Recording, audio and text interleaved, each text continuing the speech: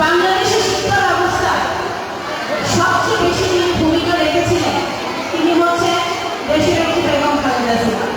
উনি দেশনেত্রী বেগম খালেদা জিয়া সর্বপ্রথম বাংলাদেশে আমাদের মেয়েদের শিক্ষাকে প্রাইমারি থেকে উচ্চ মাধ্যমিক পর্যন্ত অবৈতনিক করে ফ্রি করে দিয়ে উনি সকলের গাড়ি গাড়ি ঘরে ঘরে শিক্ষা ব্যবস্থাকে পৌঁছে দিয়েছিলেন।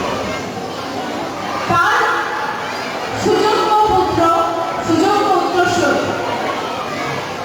মাননীয় প্রধানমন্ত্রী জনাব তারেক রহমান এক ধাপ এগিয়ে গিয়ে এই অবৈতনিক শিক্ষা ব্যবস্থাকে আরো 4 বছর উনি বাড়িয়ে একেবারে গ্র্যাজুয়েশন পর্যন্ত উনি নিয়ে গেছেন। আজকে আমাদের শিক্ষা ব্যবস্থা গত 17 বছরে যে ধস নেমেছে, এই ধস সেই শিক্ষা ব্যবস্থাকে যদি ঠিক করতে হয় তাকে তৃণমূল থেকে ঠিক করতে হবে। বর্তমানে এই অর্থ বছরের বাজেটে সবচেয়ে বেশি বাংলাদেশের ইতিহাসে যে কোনো সময়কে সবচেয়ে বেশি বরাদ্দ রাখা হয়েছে শিক্ষা ব্যবস্থা। আমাদের প্রধানমন্ত্রী সবসময় একটি গল্প করেন, এই গল্পটা উনি আমাদেরকে বহুবার বলেছেন, অনেক সমাবেশেও বলেছেন।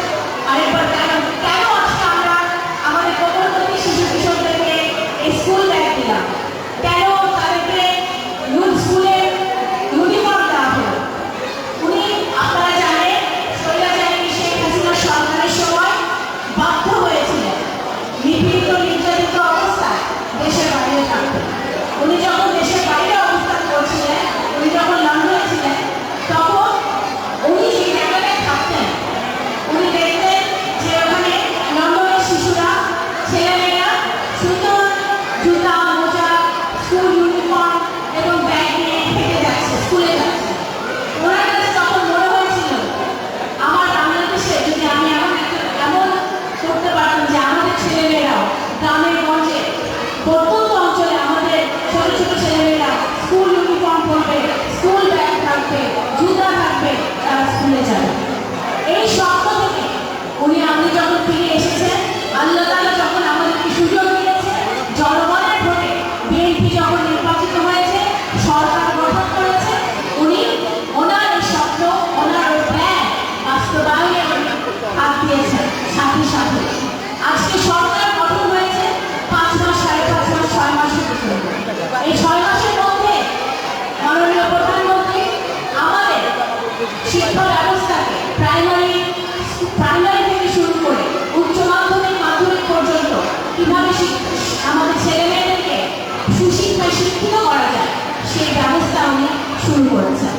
আজকে এই কার্যক্রমের প্রধান কারণ হচ্ছে যে আমাদের ছেলেমেয়েরা, আমাদের অভিভাবকরা যেন তাদের ছেলেমেয়েদেরকে স্কুলে পাঠায়, আমাদের ছেলেমেয়েরা যেন সে অনুপ্রেরণা পায়, সে উৎসাহ পায় যে তারা স্কুলে থাকবে, ভালো মতো পড়াশোনা করবে, শিক্ষকদের কথা শুনবে, অভিভাবকদের কথা শুনবে এবং ইনশাআল্লাহ আমার সামনে যারা বসে আছে তারাই কিন্তু বাংলাদেশের ভবিষ্যৎ, ফরিদপুরের ভবিষ্যৎ।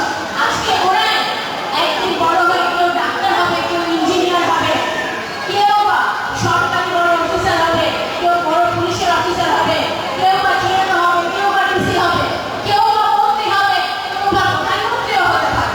তো সুতরাং আজকে আমার সামনে যারা বসে আছে তারাই কিন্তু আজকে বাংলাদেশের ভবিষ্যৎ।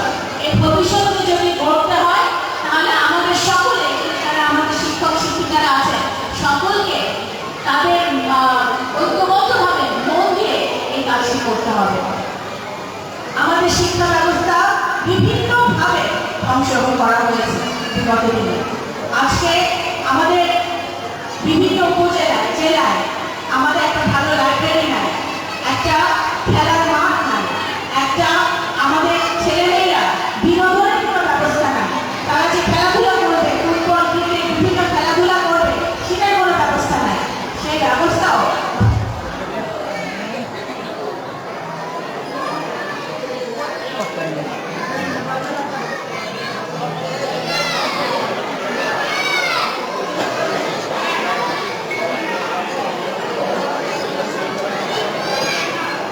কাউন্সিলর